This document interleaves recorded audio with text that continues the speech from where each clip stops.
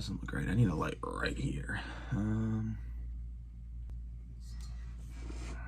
Oh, that is worse. That is worse. If there's anything a channel with 198 subscribers needs, it is immaculate lighting using various desk lamps. And bam. Oh, what's going on, guys? Welcome back to the channel. So today's going to be another fishing video, but not in the normal sense. Recently, I took a bunch of time and reorganized all my tackle. Everything was a mess. So I reorganized everything, got everything back to the way I want it to be. So I figured this would be a good time to redo kind of my pond hopping, my go-to stuff, the stuff I take if I'm going to a new spot, if I'm bank fishing, if I'm not doing any sort of challenge video. My go-to stuff, the stuff I throw in a small bag and I take with me pretty much all the time. I had everything cleared out, so I figured right now would be a good opportunity to kind of go through my go-to baits and how I kind of put everything in an organized manner for pond hopping. If you guys want to see more of this kind of stuff, definitely let me know in the description. I've got a couple ideas going into the summer for different videos that aren't just go fishing.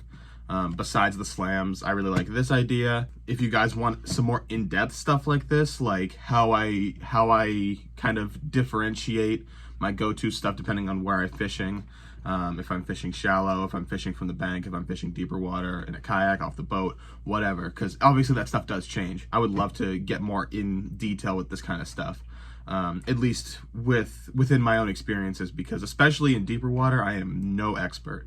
But like I said, this is pretty much just my opinions and my experiences are driving this. So to start, regardless of where I'm fishing, this is always my first tackle tray.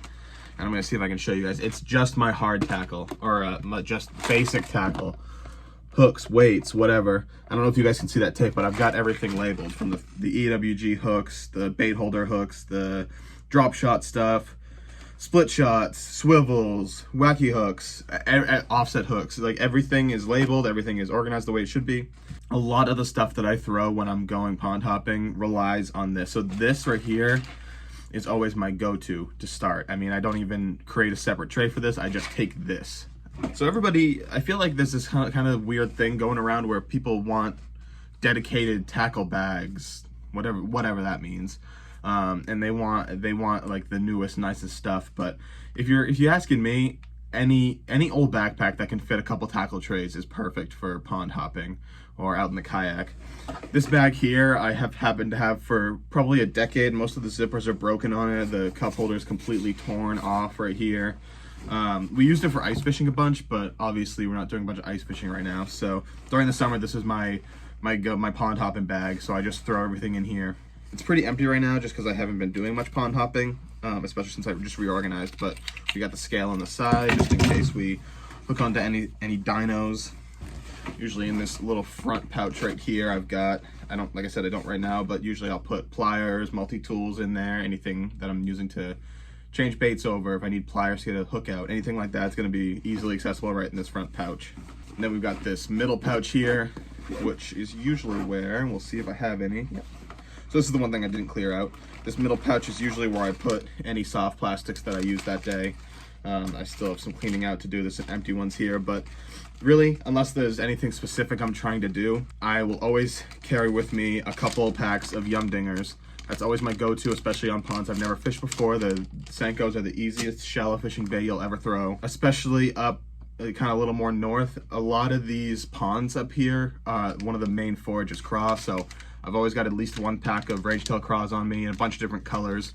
This one here particularly is watermelon red flake. I think this is a really good color for most watercolors. If you get really into some muddy water, this might not work too well, but clear water, you've got that green pumpkin, pretty natural looking. And for any kind of stained water, you've got that red flake in there. That could attract some attention. So my go-to usually, if I'm really unsure, usually this, maybe a blue craw or an okeechobee, something like that. Nothing super flashy unless I know I'm fishing some really dirty water. In that case, I might go with some black and blue or something. And then I've got I always take some experimental stuff. If I kind of get some momentum going, I feel confident, I'll throw some different stuff. I don't throw a ton of ribbon tailworms or anything like that, but I've got some exo ribbons, I've got some Yodo worms. I've used them both as trailers and light Texas rigs, shaky heads, whatever. Just some versatile stuff that I can use if I want to throw pretty much anything. This is my go-to pretty much all the time, and this is something I get every year. Just a 30 pack of the lizard colored yum dingers. This is, if I'm unsure of what I want to throw, that is what I'm throwing. It's pretty much a 10 out of 10. That's what I'm throwing, 10 times out of 10. And I always try to pack light, but there's so many different bait types that I tend to overdo it sometimes. But if you can get away with a pack or two of Senkos in different colors, one thing of craws, and one or two kind of the versatile baits that you're not really sure about, that's pretty much all you need. So that was one area that I didn't really unpack. And in here, if I'm not stuffing the backpack, I can usually fit, with the plastics and everything else, I can usually fit 3 tackle trays. So the first one is always the hard tackle, all my hooks, everything like that. Just because I use them so frequently and they're so versatile. No matter where I go, I'm probably gonna use a hook of some kind. With that, I also just carry this pack, this multi-use pack of bullet weights. I've got a bunch of different sizes in here, anything I think from like a 3/4 ounce to like a 1/8 ounce. Especially if I'm fishing from the kayak or from the bank. If I throw a weighted setup like that, like a weighted Texas rig, it's gonna be really light. Similar to this setup right here, actually. I've actually got this tied up with the offset worm hooks we got in our June mystery tackle box. I've actually got tied up for a slam, but if you guys see, that's a really small weight. It doesn't say what it is on it, what size I mean, but I would guess it's probably an 1/8 ounce or lighter. It's pretty light, but that's what I would throw if I'm, especially on the bank, but even in if I'm kayak fishing shallower water, I usually don't throw much heavier weights than that. And if I know I'm fishing some heavier cover, anything like that, I may throw like a 3/8 ounce or maybe a 1/2 ounce, but 1/2 ounce is usually getting up there for me where it doesn't really, it just sinks into the weeds on the bottom as opposed to sitting on top of them like a 3/8 or maybe a 1/4 ounce would. So usually I don't go any higher than 1/2 ounce, and I usually don't go any lighter than 1/8 ounce, because at that point you may as well, for me at least, just go weedless, or weightless. So first what I'm gonna do is just grab a couple of empty trays. Like I said, if I can fit 3 total, including the tackle tray, I'll have the one full of just the hard tackle, and then I've got 2 basically dedicated to whatever else I want to take. My go-to moving bait has always been, and unless something really significant changes, will always be a spinnerbait. If I am fishing a new body or I'm unsure of what they're biting on, just to cover water, I pretty much always am going to go with a spinnerbait. I really don't want to take more than 2 just because there's no point, but what I'm looking for is colors and sizes that are really versatile that I can use in different color water. And so the first one that always catches my eye is like a pearl white or a chartreuse and white color. So this I believe is a 3/8 ounce. I don't know the brand. It kind of looks like the Carl spinnerbait, but I don't think it is. And usually I go with willow leaf because if I'm throwing spinnerbaits, I'm not as concerned with making a bunch of noise as I am with getting that good flash that those willow leaves usually give, especially if the sun is out. So I think this is going to be our first one. I think number 2 is going to be, just for experimental purposes, I think it's actually going to be this knuckle bait here. I also got this in a mystery tackle box not too long ago. Part of me wants to go with more of a bluegill color, something more natural, but honestly, even though it's pretty vibrant, that chartreuse and pearl is more natural than not. And I really like that color because it is relatively natural. I mean, it's not the most natural color out there, but it's pretty natural and it's wicked flashy. You're going to be able to see it in some murky water. So a chartreuse pearl like that is pretty much my go-to color. Either that or a straight pearl white, kind of like, let's see, kind of like this guy right here. And if I'm trying to cover some water, I know there's some bigger fish, I'll go with bigger sizes.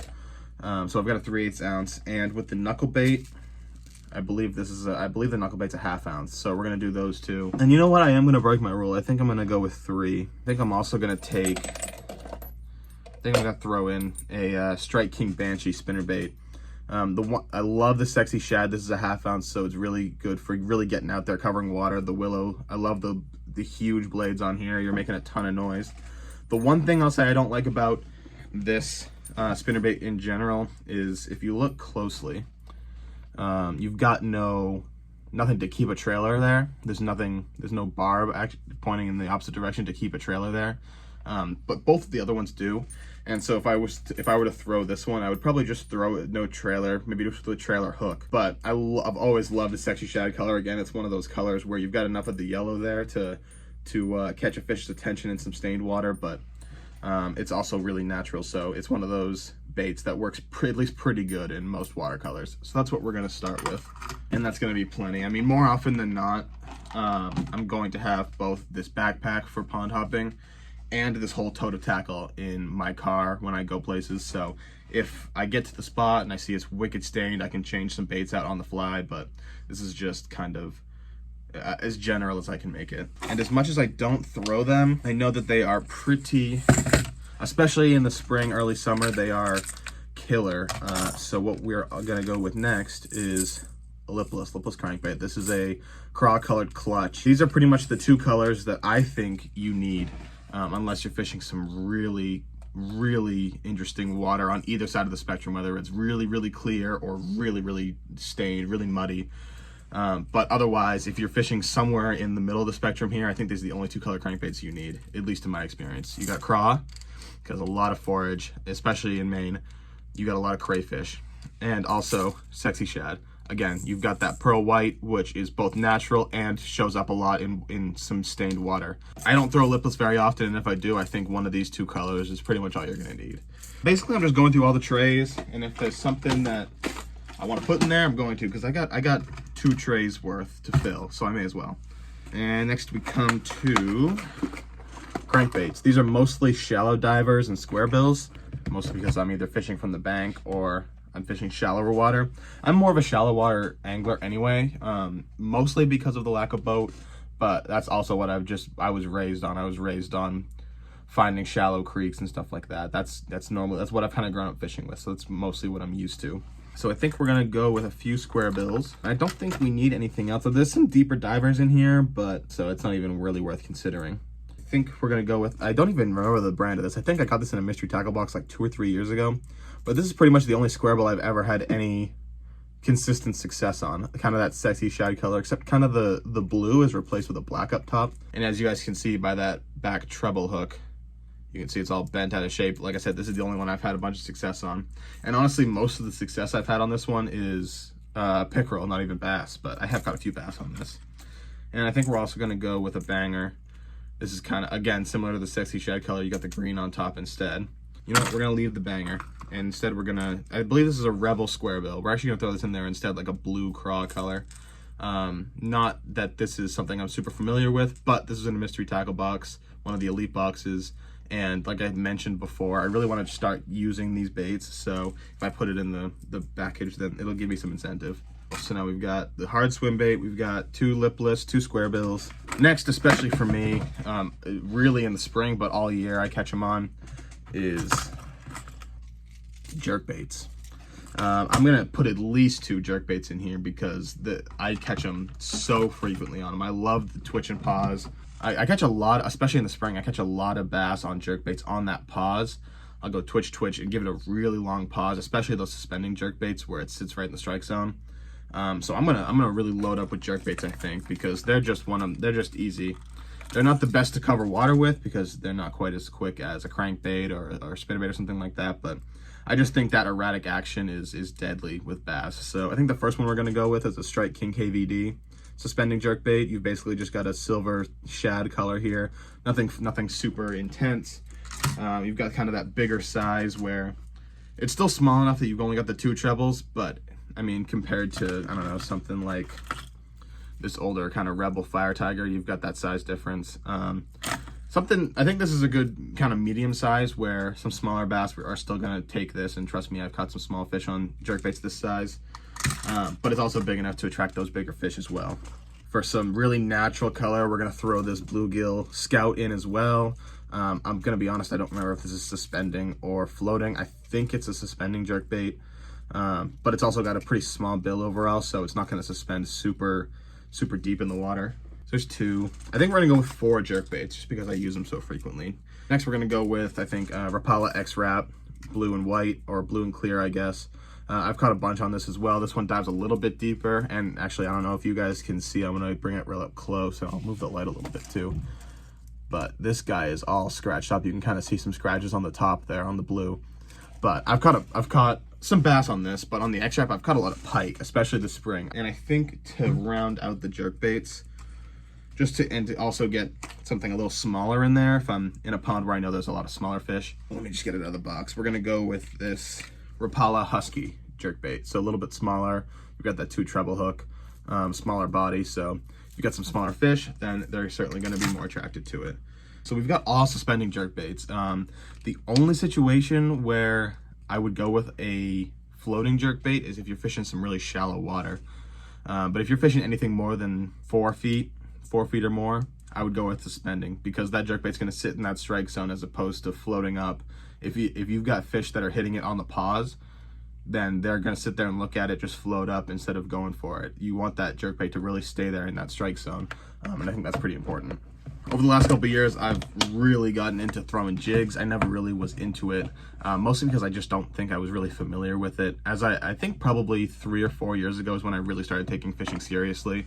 Before that, I would throw on a rubber swim bait and go out and fish, and I would fish a lot, but I really didn't get into all the ins and outs of fishing. But one of the first baits that I really started throwing a lot when I got serious about it was jigs, Texas rigs, basically any creature bait. So we've got a million jigs in here to consider. One of my go-tos, because of the color and the size, is our Blue Craw Trash Master. I've done a bunch of trimming to this thing, but I just think it's really versatile. The one thing I would say I don't love about this is the 1/2 ounce size. If you're fishing any sort of grass, this is pretty much just gonna, especially with that little bit of a pointed head, it's gonna sink into that grass. But a lot of spots that I kayak this year, you've got a lot of sandy, clear water, so this Trash Master is gonna be doing some dirty work. Another thing we're gonna do, like I mentioned, we are gonna throw in a chatterbait. We've got a 3/8 ounce pearl white EWG chatterbait. Pretty much we'll just throw a swim bait on the back of this. Sometimes I haven't done it yet, I've only thrown them on the back of spinnerbaits, but I really like the look of the Yoda worm, so I may throw something like that on the back of this as well. But if for whatever reason the spinnerbait isn't getting it done and I want to change some stuff up, then I do like the chatterbait. I've caught a few fish on it, not a ton, but a few. I think next we're going to go with a finesse jig, just for some smaller fish applications. We're going to go with this. I believe this is like a tight line or like a tight rope finesse jig, another mystery tackle box bait. We're going to throw this in there. Throw it with a finesse rage tail craw. I've got a few of those, the smaller, I think 4-inch size. You trim a little bit off of those. They look really good on the back of something like this. I think we're going to go with a black and blue as well, just because we get into some muddier water. Black and blue is a lot of people's go-to, including mine. Looks like we're gonna go here. We got a Guggen 3/8 ounce flipping jig. I got to do some trimming on it because I don't think I've used it yet. Again, coming from a guy who doesn't do a ton of jig fishing, so take this advice with a grain of salt. But a lot of people, including myself, will trim down this weed guard at least down to the base of the hook, so right around where my fingernail is, I'll cut off to. And also, I'll usually trim some of this skirt as well, just to make sure whatever trailer I put on the back of here is getting some really good action. So we've got Blue Craw, black and blue, we've got a finesse, and now I want to do something a little more natural. A lot of my more natural colors are swim jigs, but I'm going to take a peek real quick. I'm sure something will speak to me. Right there, perfect. Another 3/8 ounce Guggen flipping jig, and you can see I've already trimmed the weed guard a little bit. I think I trimmed this one just a little too far. But we've got a green pump, just a standard green pumpkin, so we're gonna throw that in there. And I think we're actually gonna go with one more. And I think we're gonna go with a PB&J. This is I'm gonna go with this one as well. This one this is a much lighter skirt. I believe this is a Strike King jig. I don't remember the actual name, but I do know it's Strike King. We've got a really flat bottomed football, I think it's a football jig, which basically means it's gonna sit on the bottom just like this, and whatever trailer I put on is gonna stick straight up really well. But as you can see, I've got some trimming to do here. But I think this is going to be the next jig we put in there. Especially when I'm pond hopping, I'm more likely to throw a Texas rig as opposed to a jig, just especially if I don't know what the bottom looks like. If I think there's some more grass on the bottom, obviously a Texas rig is going to be a lot better coming through that stuff. But if I know I'm on a body of water with a lot of sandy ground, or if I know I'm over some rocks, then a jig is a really good option, obviously. I mean, the best anglers in the world, the best anglers on YouTube, a lot of them throw jigs, and for good reason. There is going to be one massive component missing to this for me, and that missing component is going to be topwater, and specifically moving topwaters, spooks, jitterbugs, whopper ploppers, anything that that's moving at a much faster rate for topwater. All of those for me are up in my camp, so I don't have any to add to this right now. But personally, I don't have a lot of luck on the whopper plopper. So for me, if I was going to give you some advice on a moving topwater, I would go with a small spook. I don't know the sizes here. I do have my slower topwaters, which we will look at. You can get a spook around this size, maybe a little bigger. I know the old head-on spooks are really good. That's usually my go-to. I just think they're wicked consistent when you're catching fish, even if you're in a body of water with a lot of small fish. I think topwater, ideally you're looking for the really big bites, but if I usually downsize my topwaters because even some smaller aggressive fish are fun as well, and you get a lot more bites. And I'm old school, and my PB is still on a jitterbug, so I would go with an old school jitterbug. I really don't think they can be beat. But the one thing I do have here with me is slower moving topwaters, like I said. Again, I'm super old school, so the first thing I'm gonna throw in there for slower moving topwaters, old school hula popper. I just love the rubber skirt. I mean, this bait right here is probably older than me, or about as old as me. And this thing is still, I mean, it's caught me way too many fish. And if you guys saw the last pond hopping video down at Otter Ponds, part 2 should be up. I did catch, I think, 3 or 4 on the hula popper. So we're gonna put that in there. And I think just because with hula poppers, because they've got such a big pop when you give them that jerk, you tend to fish them really slow. So you really want to find a spot that looks really good and throw it there. They're not super good at covering water. Not that these are either, but it's a little bit better because you get a smaller pop. You can jerk it a little bit faster. So we're gonna go with just a standard popper. We got a blooper here, Guggen Squad blooper. So we're gonna throw that in there as well. But that is pretty much it. So let me take you guys on kind of a grand tour of what we're looking at here.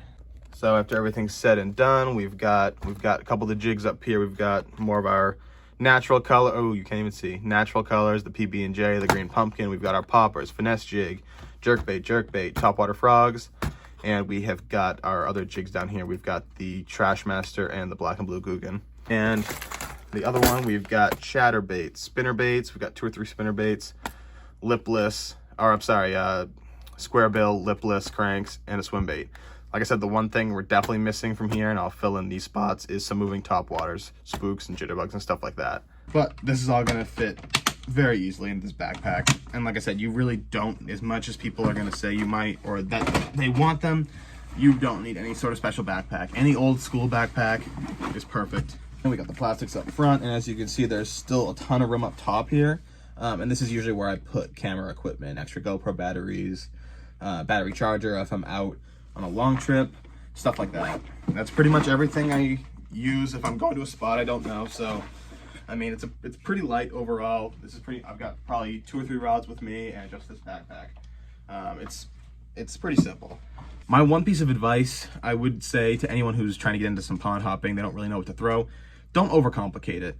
I really could go to most ponds around here, whether on the kayak or just walking on foot on the bank. I could go with my finesse rod, a couple 3/0 EWG hooks, and a pack of yum dingers, and I could catch fish for hours. If you're trying to get into fishing, try not to be overwhelmed by this. It's a lot of info to take in, and it's a lot to learn to get into if you're really serious about it. But you don't need to be either, and that's kind of what I want you guys to take out of this video. Don't feel like you need to bring a million baits with you. I mean, I used to be that way. I would stuff that backpack till it was 30 pounds. I would bring all 7 rods with me down to these random spots. And looking back on me doing that, I feel like such a tool. You do not need to do that. Usually I take 3 rods with me if I'm going pond hopping, especially in the kayak, because I've got a rod holder up front in front of me, and I've got a rod holder behind me on each side.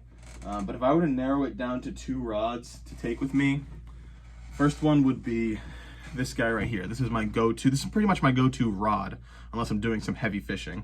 But this is definitely my go-to pond hopping rod. We've got a 7-foot medium light spinning rod with a 2500 spinning reel, 10-pound braid. A lot of people, if they're using some finesse style baits, they're gonna go with a fluorocarbon leader. I've never felt the need to. Every spot that I've gone to, even some really clear water lakes, I will throw this just with the braid, and I still get plenty of bites. If you're really going out with 1 rod, and you're going to a spot you don't know, this is something, I would try to get something like this. I wouldn't try to go much higher than that. But then if I were to narrow it down to 2 rods, this one right here would be my number 2. So at the moment, I've got it tied up with that Weston Topwater from our June box. So like I said, I've got a couple setups tied up for our MTB Slam for June, which I have not recorded yet. I'm hoping to, but I haven't yet. This right here is a 6.6 medium, size 3000 spinning, 15-pound braid. What's nice about braid is it's super easy to maintain. You don't have to worry about backlashes or anything, especially on a spinning setup. But they have a much thinner diameter too per pound test. That sounds kind of complicated, but basically you're gonna get a lot more bang from your buck weight-wise with braid. I mean, you can get a lot thicker pound test for really thin line. I mean, the diameter of this 15-pound braid is probably the same diameter as probably 4-pound mono. You can go heavier line without kind of debilitating your casting. I could theoretically throw anything on this setup. I could throw some finesse Senkos because that braid is so easy to cast. It's heavy enough, I throw heavy jerkbaits on it. I mean, I throw jerkbaits for pike on this rod, on a 6.6 medium. I throw topwaters. I mean, if I wanted to, I could throw crankbaits. I literally could throw anything on this rod except for some really heavy, like musky or pike baits, which I would never dare anyway. But I really probably could, honestly. A big pike spoon I could probably throw on this with no issues. My advice, lengthwise, especially if you're just doing some pond hopping, never go over 7 feet. You don't need it, and you're just, especially if you're on the bank, it's gonna be a pain in the ass to cast if you're throwing a 7.3 or something like that. 6.6 is really nice. A 6.6 medium, you're pretty much gonna be able to do anything you want with. And if I'm out kayaking, those are usually the 2 baits I'll bring, unless I know I'm trying to do something. For example, if I'm going out kayaking, fishing some really heavy grass, I'll bring my really heavy bait casting setup with 50-pound braid to do some frogging. But if I'm just going for some all-around, all-purpose fishing, then those are the 2 rods I bring. But I really hope you guys enjoyed this video. I really enjoyed making it. I don't usually get this info out to other people. Not really. There aren't a ton of people in my family or my friend group that do a ton of fishing, especially if there's anyone out there in the 198 subscribers that is looking for advice or is trying to get started into fishing. So I like putting this stuff out there for you guys. And again, I like hearing you guys' comments. Some of you might find my techniques or my advice blasphemous. You may have completely opposite opinions, and I want to hear them because it helps me develop better as an angler as well. So I love hearing them. If you agree with my stuff, if you don't agree with my stuff, if you want to throw me off a cliff, if you want to praise my opinions to the sun, whatever, drop it in the comments. Like I said, I really like reading the comments down there.